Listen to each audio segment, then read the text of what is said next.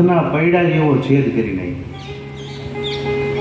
પછી કથા પૂરી થઈ એટલે રાત્રે કથાકાર મહારાજ એના રૂમમાં સૂતા હતા તો કંબ ઋષિ સ્વપ્નમાં આવ્યા કે મહારાજ એમાં લખ્યું છે એ વાંચો, તમે ધ્યાન દઈને વાંચો. એમાં એમ લખ્યું છે કે રથના પૈડાના ધરો જે હોય ને ધરી એના જેવો છેદ થઈ ગયો. એ કે પ્રમાણ શું? એ પ્રમાણ હું પોતે. જ્યારે લક્ષ્મણજીને મૂર્છા આવી અને હનુમાનજીએ ઉપાડ્યા ને ત્યારે હું કે વાંદરા સ્વરૂપે ત્યાં હાજર હતો. એટલે આગળ બધા ઋષિ મુનિઓ છે ભાઈ, અને ભગવાને બધા વાંદરાને મનુષ્ય રૂપે મોકલ્યા જ છે ક્યાંક ને ક્યાંક. કોઈ સંત છે, કોઈ મહાપુરુષ છે, કોઈ કથાકાર છે ને કથા કરે છે. આ બધા ઈશ્વરના લાડક્યા ભક્તો છે.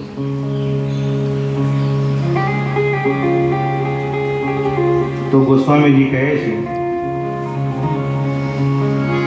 ભગવાન રામચંદ્રજીને વારંવાર પ્રણામ કરી અને કહે છે કે હવે હું આ કથા કહેવા જઈ રહ્યો છું.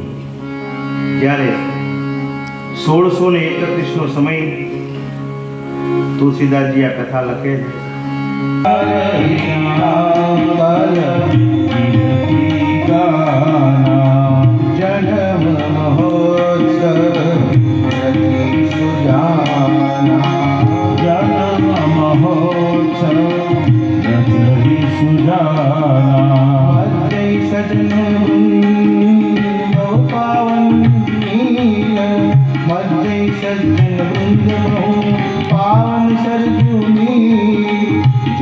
राम धरि ध्यान सुंदर श्याम शरीर.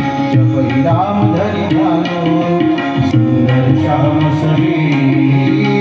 जन्म महोत्सव रजहि सुजाना. जन्म महोत्सव रजहि सुजाना.